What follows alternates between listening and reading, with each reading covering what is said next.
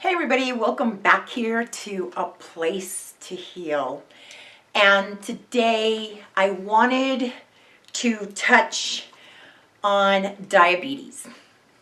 So I'm probably not going to be liked a lot after I say this. I've gotten slammed for saying this before, but I'm going to say it again. Okay, now, before I say it, I want to make something perfectly clear. This does not in any way, shape, or form apply to type 1 diabetes or gestational diabetes, diabetes that you get when you're pregnant. Okay, so let's take those two out of the equation and we're going to go with just type 2 diabetes here. This is what I want to attack today. Okay, so I have people that will literally attack me when I tell them that type 2 diabetes is something that you caused by your food choices, and it can totally be reversed. I have people that will argue with me, yell at me, sit there and tell me, you don't know what you're talking about, diabetes runs in my family. Look, the only thing that runs in your family is crappy food. That's it. So, and I can tell you this, not only from an alternative healthcare provider position, not only from a detoxification specialist position, but also from someone who has been there. I have the, I don't want to call it a disease because, you know, when I was diabetic, I never told anybody I was diabetic. I always used to say, I have a little bit of a sugar intolerance right now. I would absolutely, positively never claim that disease or any disease for that matter. I don't care what it is. I will come up with a different way to say it, but I will never claim a disease or give myself that label. So having said that, you know, I mean, recently I went to go have my A1C checked. I still have my A1C checked once a year, no matter what. I started with, by the way, let me back up. My A1C test came out, it was 3.9. When I first started, you know, my diabetic journey, my, you know, sugar journey, whatever you want to call it, my blood sugars was 12.3. When I first went in, a lot of you know, my blood sugar glucose level was tested at 720. And now it's very rare that I ever go up 87, 97 tops. So type 2 diabetes can be totally reversed. But I have a little secret to tell you, because a lot of people will sit there and go, well, what can I take for my pancreas? What can I take for my diabetes? What can I do? Okay, so one of the first things that I want you to take out of the equation is your pancreas. Your pancreas really has nothing to do with your diabetes. Sorry, there you go. So I wanted to read you, because you know I love my notes, and because that way I just don't forget this. So a little secret that doctors don't, I don't know, they don't want you to know. But as I was saying earlier, I went to go check my A1C, and there was actually a man in front of me. I posted this on social media. There was actually a man in front of me, and he looked at the nurse, and he said to her, I don't understand why I haven't been able to get rid of my diabetes. I wash my hands all the time. And I thought to myself, what the hell does that have to do with it? You know, sometimes I'm not so good about keeping my mouth shut, but sometimes I'm really good, and that day I was really good. And I just kind of sat there and I just had that look on my face like, what the hell is he talking about? And the woman asked him, the nurse asked him, well, how do you eat? And he said, well, you know, I eat pretty good, blah, blah, blah, blah. But, you know, I don't know how I caught this. And I'm like, what the heck? But never once did she actually sit him down and explain to him what diabetes was, how to take care of it, how to reverse it, nothing. She kept letting him believe that he had actually caught this disease. And I'm thinking to myself, wow, this is crazy that in this day and age, there's still people that believe that you can catch diabetes or that type 2 actually runs in the family. Listen, my grandmother, my father's mother actually died of a diabetic coma. My mother has diabetes. My father has diabetes. I had diabetes and I reversed mine. And the way that I reversed mine was by not eating like my mother and father anymore. And I will definitely make sure that my children never get it and my grandchildren never get it because now I know what it is. So I want to educate you guys really fast here on what you need to know, the little secret that everybody keeps away from you. And that is, everybody that I talk to that is diabetic will tell me, what can I do to clean up my pancreas? What can I do to take care of my insulin? Okay, so as I said before, take the pancreas out of the equation, but because the poor little pancreas, he's over there on his side, and he really doesn't have much to do with this. So the way that I explain this to my clients is that there's a lot of men out here. I know that you're watching and you watch these gold rush shows, right? There's a lot of women that watch them too. You know, they're up in Alaska and they're mining for gold. And you'll see them, it's almost like they're like tear waterfalls, right? So all of a sudden they'll get a rock that's too big to go through the filter and they have to stop, all production stops for like 2-3 days because they have to clean filter number 2 in order for filter number 3, 4, 5, and 6 to work, or it doesn't work. And your body is the exact same way, right? So the highest filter would be, you know, your liver, and then, you know, pancreas, and then kidneys, and it goes down and down and down. And so if a top filter gets dirty, the bottom filters aren't going to work correctly. So I definitely want to read this to you because I took the time to write it out because I specifically wanted to word it in this precise way so you guys would understand how to reverse diabetes. So here goes. So everyone with diabetes, which I started this way. I'm telling you, it took me 3 years to actually get to the point where I was like, I got this now. Because I was like you. You know, I was giving up the sugar. I was giving up this. I was giving up that. And it's like, okay, nothing is working. And it was driving me crazy. There's people out there that will tell you, go raw. Just go raw. Raw will take care of it. And you'll find out as soon as I read this why raw will take care of it. But raw is not the answer. Because, and the reason that I believe that raw is not the answer, for a lot of the population, it is. But for a lot of the population, staying raw 24/7, 365 days a year, it's not doable. It's just not. So here we go. Everyone focuses on simple carbs, right? Most people don't even know what carbs is. So rice, potatoes, you know, processed sugars, all those are simple carbs, right? And they spike up your blood sugar very quickly. So everyone focuses on these simple carbs. Stay away from these simple carbs. That's what they tell diabetics because they spike your glucose levels very fast, right? So if you eat, like, let's say rice, or you eat potatoes, or you eat bread, or you eat pasta, an hour later you're going to check your glucose reading and you're going to go, whoa, right? Because they're way up there. So they spike it very fast. But what they don't tell diabetics, and I heard about this years ago, and the first time I heard it, I was like, you're nuts. You don't know what the hell you're talking about. And this was when I was freshly diagnosed as a diabetic. Somebody told me a pound, think about this, because most burgers at Burger King and McDonald's and everything are 1 pound, quarter pounders, right? A pound of meat is no different than a pound of sugar in a diabetic body. And I sat there and I'm like, yeah, that's insane.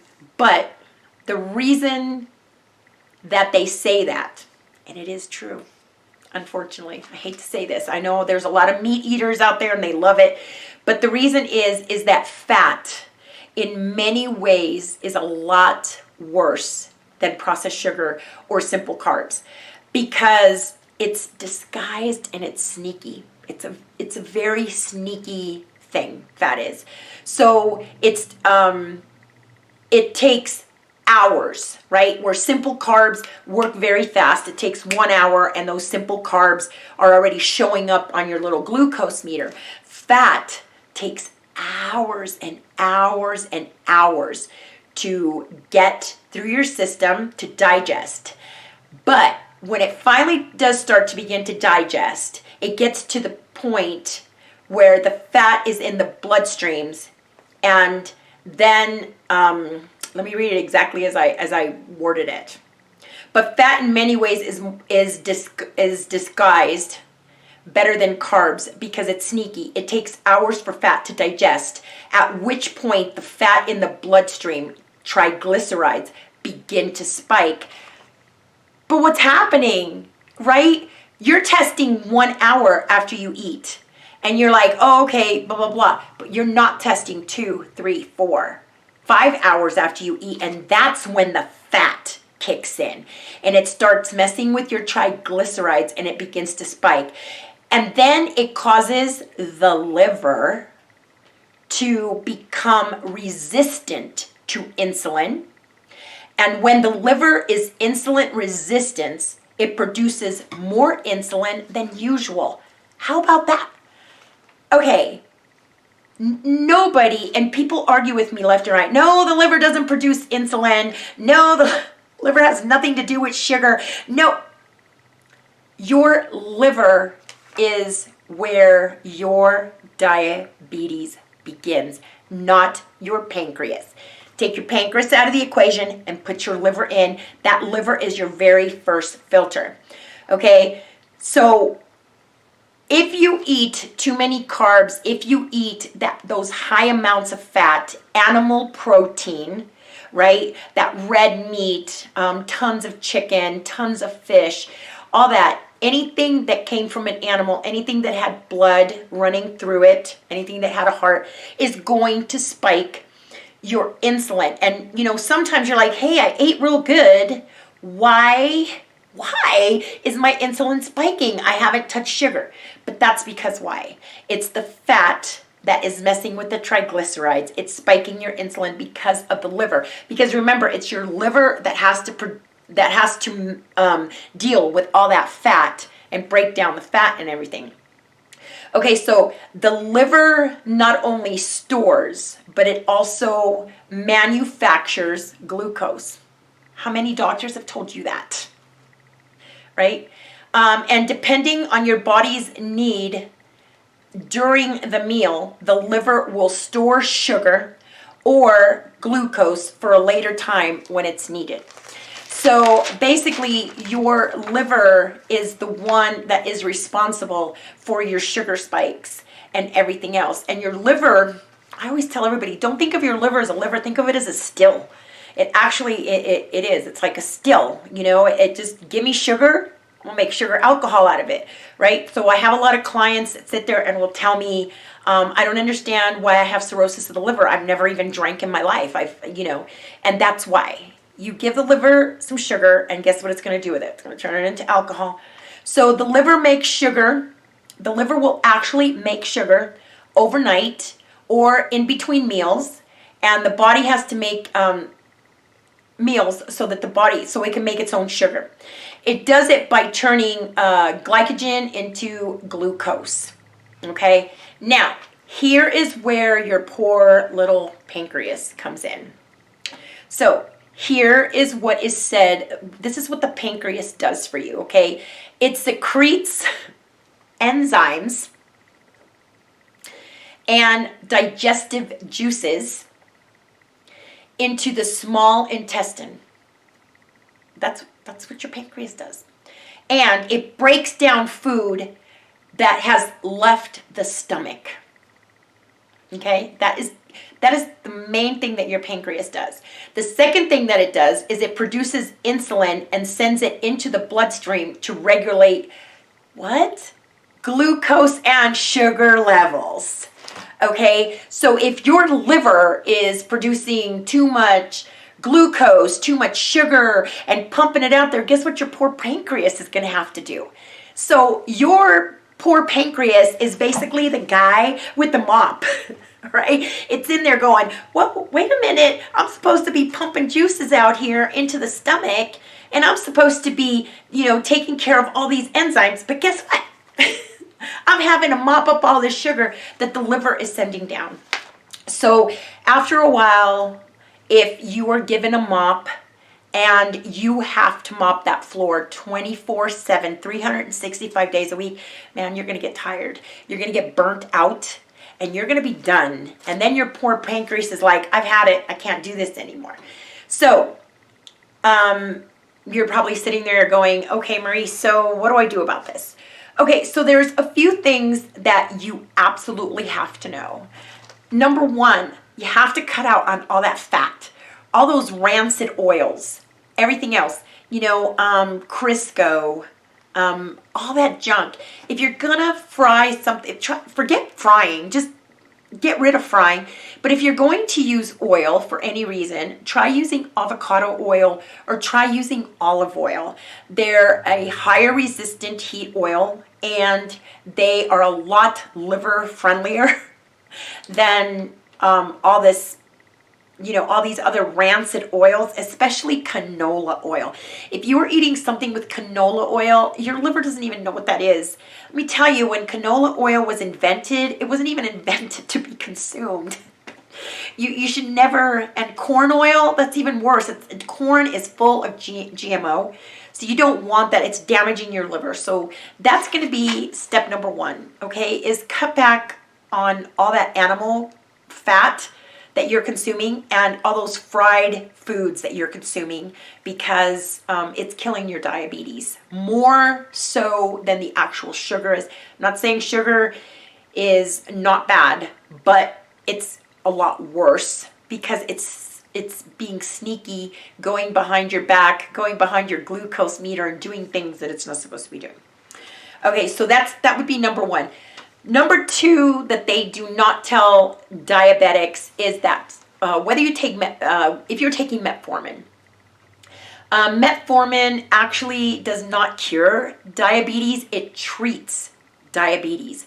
Okay, so you can be on metformin for 4 or 5 years and eventually they're going to have to up your medication or give you a different medication to work with metformin because it's no longer reacting to it. So whether you're taking metformin or any other form of diabetic medication, the disease is still progressing. Please remember that. The disease is still progressing. So you will eventually end up losing toes and feet, and even though you are on metformin or some other medication for diabetes. So, that's number two. Number three is the only way, okay, so what metformin does and what these other diabetic medications do is it makes your numbers pretty, okay? Try to remember that. It just makes your numbers pretty. What it's doing is it's shifting, it's like shifting the sugar from here to here. And then for a while, so then you take your glucose numbers and you're like, ooh, that looks pretty, and then it puts it back. And then you're like, oh no, we're high again. So we take the medication and it goes, okay, hang on. And it moves it over here. And then you take your test again and you're like, ooh, that looks pretty. Then it goes, okay, we can shift it back. So that's basically what it's doing, is it just shifts the sugar in your body. The only way to actually remove sugar from your body is intermittent fasting. If you have never heard of that, I'm going to break it down for you real simple because a lot of people don't want to get into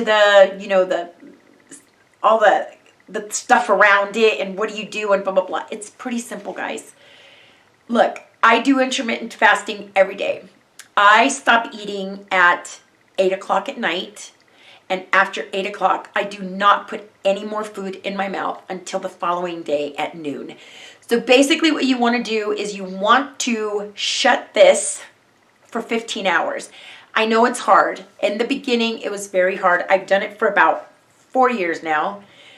And it becomes easier and easier. Usually 8 of those hours, you're sleeping. So it doesn't matter, 8, 9, 10, 11, 12, 13, 14, 15, 7 hours each way, right? So put like 4 hours before bed and, 3 hours after you get up.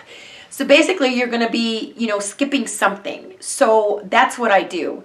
You're allowed to drink non-sugar tea, non-sweetened tea. You can drink water, or you can drink black coffee while you're in that fasting period.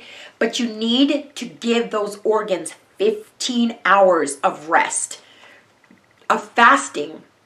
And what happens when you fast is all your cells are holding water, and they're holding glucose, they're holding that sugar, and they're just shifting, right? So what you're doing by doing that fasting is you're actually forcing those cells to break open and release that sugar into your bloodstream, so you can or into your into your system, so you can pee it out. So at that point, then you start seeing improvement. Otherwise, you're just shifting. You're not cleaning your house. You're just moving the furniture around. So you've got to don't eat for 15 hours. Just shut this for 15 hours. Let your organs take out the trash. Let your organs clean the garbage out. Okay. Let your house clean house. This is your temple. Let it clean itself. It's self-cleaning. All it needs is 15 hours of downtime. Okay. So something else I recommend is milk thistle. Milk thistle is excellent, but I usually tell everybody, as with any seed, the nutrients of milk thistle is inside. So buy yourself a coffee grinder or some sort of grinder and break open those milk thistle seeds, and then take them in smoothies or whatever, so it can get to your liver and it can start cleaning out your liver. Magnesium oxide. Magnesium oxide is, it's available anywhere. It's pretty cheap, and you only need like 1 teaspoon a day in some water. It's a powder. And what it does is it oxygenates your bowels in order for them to work better and start moving that glucose out of your system. Chromium oxide, same thing. Chromium has been, I don't know, they've talked about it forever on how it helps stabilize your blood sugar. Alpha lipoic acid, I think everyone needs to be on alpha lipoic acid. If you have kidney disease, if you have liver issues, anything. A lot of people with kidney disease will sit there and say, oh, I was able to help my kidney disease because alpha lipoic acid. Why is that? Because with alpha lipoic acid, you're cleaning the liver. And that's the filter right above the kidneys. So you're cleaning the filter above, and the stuff is coming down. It's coming down a lot cleaner, right? So alpha lipoic acid is awesome. It's one of the best things that you can put into your body. Dandelion leaf, it doesn't matter whether you take it in pill form, or if you have a co-op or any place, an herbal store, whatever, that sells fruits and vegetables, sometimes you're able to get dandelion leaves, and you can put them into smoothies, and that's great. Coffee enemas. Coffee enemas are wonderful for cleaning that excess fat out of your liver, getting it out of there so that your liver can work better. If you don't know about coffee enemas, look up the Gerson therapy. They're simple to do. They take 10 minutes and they will change your life. I can honestly attest that the only reason I am alive today is, thank you, Max Gerson, for those coffee enemas. They literally saved my life. Apples. Apples are a great way to start your morning routine because apples contain malic acid. They help your liver. A lot of people say that it helps with their migraines. A lot of people say it helps them wake up in the morning. So if you have a sluggish liver, there's nothing better than having apples, not apple juice. You can, in a pinch, use apple juice, but it's too high sugar for you right now. So apples is excellent. 1 apple in the morning, as well as apple cider vinegar. Apple cider vinegar also has malic acid. So apple cider vinegar also helps lower your glucose numbers because it has the malic acid in it. Liver flushes. Andreas Moritz created the liver flush, or at least he wrote about it. He was adamant about how wonderful they are. Liver flushes are wonderful. Once your liver has gotten so toxic that you need to clean it out, liver flushes are wonderful. Andreas Moritz, amazing liver flush. I love them. Banana leaf has shown in many studies to be excellent at helping your liver numbers and helping your blood sugar. Cinnamon Burmani is one, it's a little harder to find on the internet. This is not regular cinnamon. It actually will go into your liver, and it will actually help to remove the fat out of that liver, because a lot of you have diabetes because you've consumed way too much fat, and that fat has now kind of gotten nasty and everything else, and it's collecting in your liver. So you need to move that fat out of the liver. Let me see. I think that's about it. And tamarind fruit is excellent at cleaning the liver. The reason that I usually don't suggest it to diabetics is because it is very high sugar. It's got tons of high carbs, so I don't suggest it for diabetics. And if you do choose to incorporate tamarind fruit, you can pick it up at most Latin markets. You maybe just want to have one or two. And that way you're not consuming too many carbs and too many sugars. All right, so I hope I have cleared a few things up today. I have a lot of diabetic questions, people who, are just suffering with diabetes, and there's no reason for that. I mean, this is something that you created. This is by your food choices. You are a type 2 diabetic.